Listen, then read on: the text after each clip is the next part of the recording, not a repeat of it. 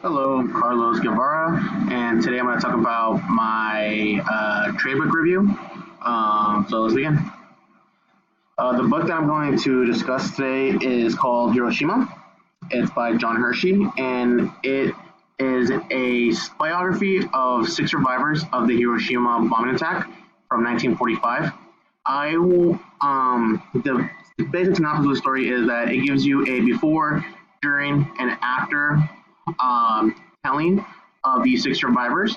It tells you the different perspectives of people who were closest to the bombing, and also as well as people that were kind of far away, but they still have the effects of it. It also gives you a little bit of background knowledge as well to the city. So it's not just a retelling of these people's lives. It also gives you a little description of what life was like in Hiroshima from these people's perspectives. It also follows their journey from the day after the bombings, and it gives us a better insight on how the people were feeling about the bombings in Japan itself. So not just Hiroshima, but also throughout the entire country of Japan through their eyes. And this text would be great for a 10th grade world history class. It provides obviously great insight into what occurred during the Hiroshima bombing, and it also gives you great insight on how the population of Japan actually felt. And I think that's something that I'm going to bring a lot into my curriculum, is not just giving a retelling of the story from the outside perspective, but also how people were feeling during a certain time period. So I think this will be a great tool for me to use in my class. And the vocabulary is very simple as well in this textbook, believe it or not. When I tried it on the Fry test, it came out to a eighth grade reading level. So it's simple enough for them to read it on their own, and it's also simple enough for me to assign, either reading quizzes or brief warm-up questions for right in the beginning of class. So it's not too difficult, and the vocabulary is very rich because it has Japanese words in there, and they're translated at the bottom in case students want to learn maybe a different language as well.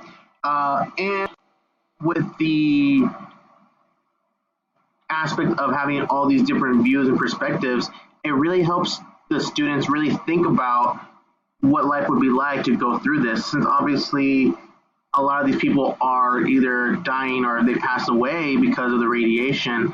It allows the students to really think about what happened and how horrible the living conditions were after the war for these Japanese survivors. So it really is going to help the children think. Critical thinking will be, driven by this kind of reading. There's not just one perspective; it's six different perspectives from the people, and just a commentary that the survivors give in the towards the end of the book gives them a better understanding of like what they experienced. I would definitely recommend this book to other colleagues. When I asked my guide teacher this semester if what kind of books they read, or if there's any books that are recommended for 10th grade reading level world history class, they said there really isn't that much of a exact book that they all have to read.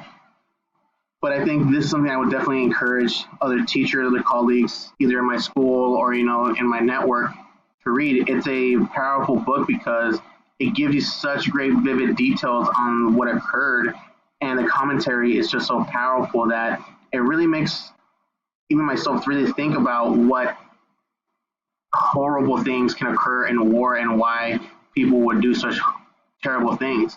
Yes, the bombings were necessary in order to finish the war, but at the same time, the Japanese people were already tired of war, and yet the leaders weren't ready to surrender. So, I mean, this can give great commentary to future conflicts, and that's something that students can really connect with.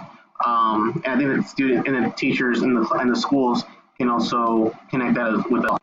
I think that for a unit as big as World War II, which in my case, for my school or for my guide teacher, it took us almost a month to get through World War II. I think assigning this book, which is approximately 120 pages, give or take, depending on which version you get, because the later versions have more modern commentary from the survivors.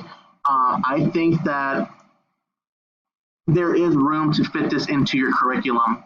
Even if you don't decide to have the entire book, you can definitely separate it into either the before, the during, or the after. I think that the better or the most informative and insightful part of this book is definitely the during and the after. The before is just a little bit, they go into about what they're doing during the day before the bomb happened, and then the during and the after, I think, truly has more of an impact on the overall scope of what happened that day. And having students, work off that, use that, will get them to think and process more information about the war and how they view it. And that is my presentation. Thank you.